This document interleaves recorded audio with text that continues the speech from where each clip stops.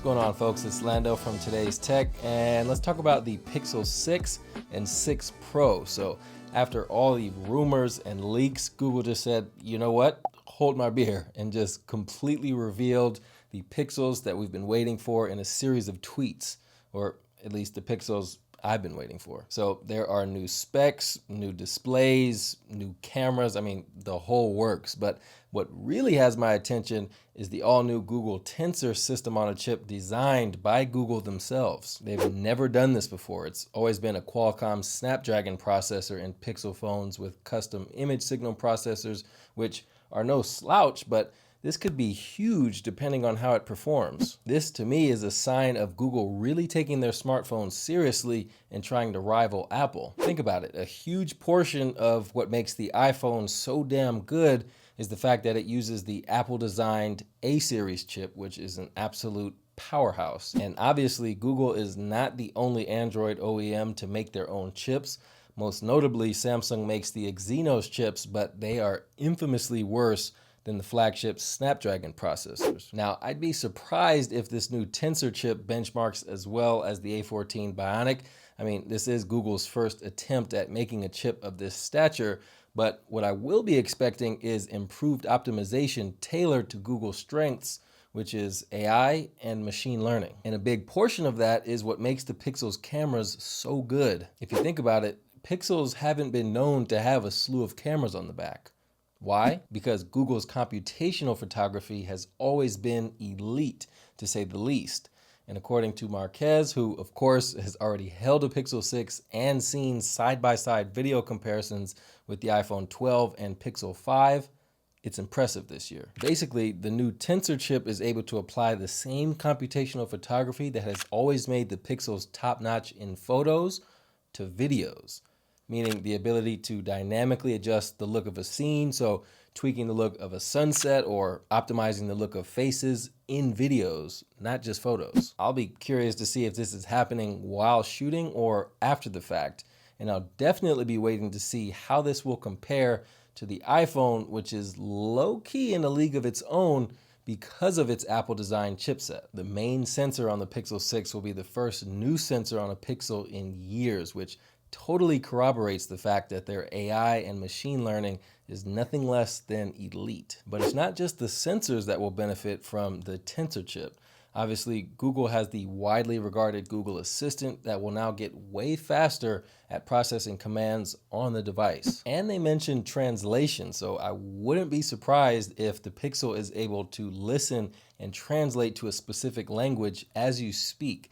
So Google Tensor is really gearing up to be an absolute game changer for Android. But with all that out of the way, I mean, they've got some impressive specs in other departments as well. So the Pixel 6 rocks a 6.4-inch FHD plus 90 Hz display with wide and ultra-wide cameras on the back, while the 6 Pro rocks a 6.7-inch QHD 120 Hz curved panel with a wide, ultra-wide, and telephoto lens on the back. They'll both have a single hole punch selfie camera on the front, and then of course they'll come with Android 12 with Material U. So I fully expect these cameras to be about business. I mean, these new camera specs alongside their world-class computational photography will certainly be something to focus on. Especially with LG out of the way, I feel like Google is trying to fill the void as perhaps the third flagship option in the US, and they definitely have my attention. And this design is very reminiscent of the old Nexus 6P with the camera bar all the way across the back, except this guy protrudes much more out of the back, and I'm definitely digging it. I love a camera module that stands out as somewhat a focal point of a design. And as usual from Google, they're uniquely colorful with a nice two-tone look going on. And another spec worth mentioning is the battery size. So we don't know exactly what they are yet, but I would hope that we're looking at least 4,500 milliamp hours for the Pixel 6 and 5,000 for the 6 Pro. Those are legit flagship level batteries that we've seen from the likes of Samsung in the S21 series, so I'll definitely be curious to see what they turn out to be and how long they last, especially with the new Tensor chip that in theory should provide much better optimization to make these puppies powerhouses in the battery department. So they're really not holding back this year after several years of producing just mid-level smartphones that didn't really get my attention as a device that I would daily drive since I'm used to flagship level phones. But I'm pretty certain that I'll be upgrading to the 6 Pro this year as my first Pixel device, so I'll be able to give you guys a solid perspective as a Pixel first timer coming from Samsung. And we already know that Android 12 with Material U is a major visual overhaul with a lot of new features and a new aesthetic that really embraces everything that is Google.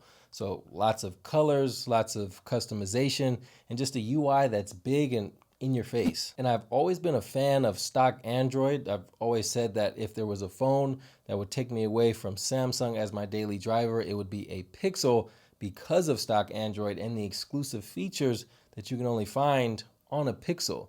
But hardware-wise, they've never really been truly flagship level, so they've never really gotten my attention and made me actually try one. But I love that Android 12 is the polar opposite of iOS. Apple is all about control and minimalism, and Google has always been about customization and freedom. And Android 12 doubles down on that philosophy and takes that to a whole new level. And a recent leak suggests that Google may now offer 5 years of updates, which would make this the most future-proofed Pixel device yet. So yeah, the Pixel 6 is really shaping up to be the Pixel device that we've been waiting for. Google said it'll be dropping sometime in the fall, which usually means October for Google, but that worldwide chip shortage could possibly push that to November. So we'll just have to wait and see, but I am very excited about this one. Make sure to drop a comment with your thoughts and how you're feeling about the Pixel 6 and 6 Pro. I'm curious to know what you guys think. I'm definitely planning on getting a 6 Pro, so make sure to subscribe and stay tuned for that review when it drops. But other than that, thanks for watching. Peace and love, guys.